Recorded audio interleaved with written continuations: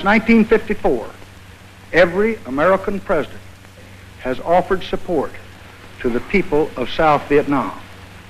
We have helped to build and we have helped to defend. Thus, over many years, we have made a national pledge to help South Vietnam defend its independence, and I intend to keep that promise.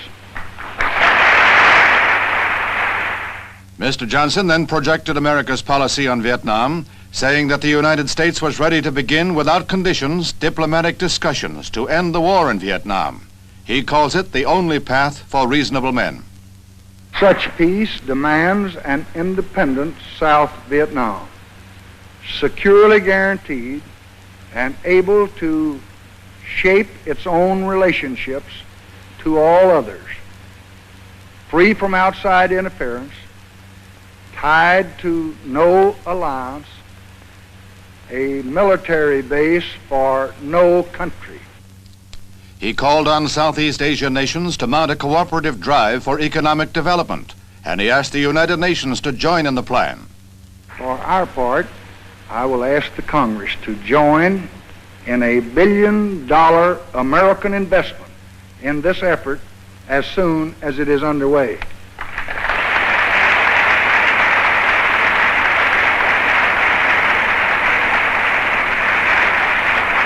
And I would hope that all other industrialized countries, including the Soviet Union, will join in this effort to replace despair with hope and terror with progress.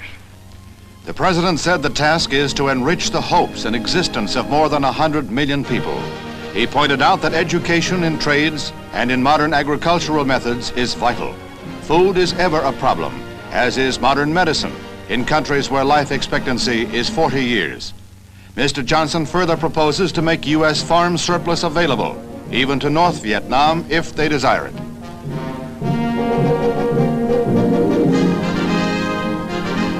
Mr. Johnson then quotes the Bible. We may well be living in the time foretold many years ago when it was said, I call heaven and earth to record this day against you, that I have set before you life and death, blessing and cursing. Therefore choose life, that both thou and thy seed may live. Well, we will choose life. And so doing, we will prevail over the enemies within man and over the natural enemies of all mankind.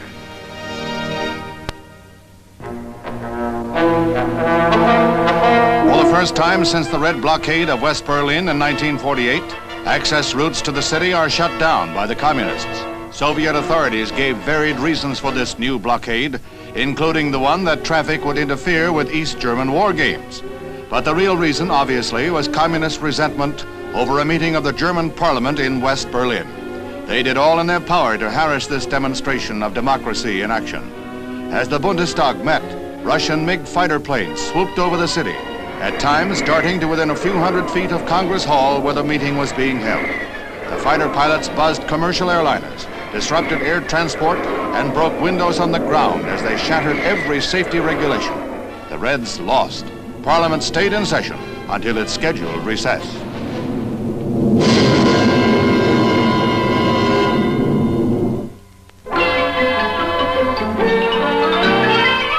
This is the night that Hollywood holds the world spotlight.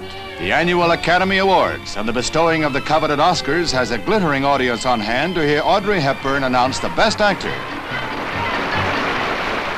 Rex Harrison. Rex Harrison, of course, receives his statuette for his role of Professor Higgins in My Fair Lady, chosen as the Best Picture of the year. Audrey was his leading lady. It's a popular choice with the crowd that next hears Sidney Poitier named the Best Actress.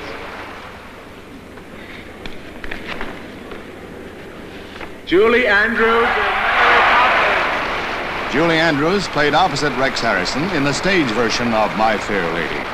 Passed over for the movie role, she played Mary Poppins and parlayed the part of that bouncy governess into tonight's triumph.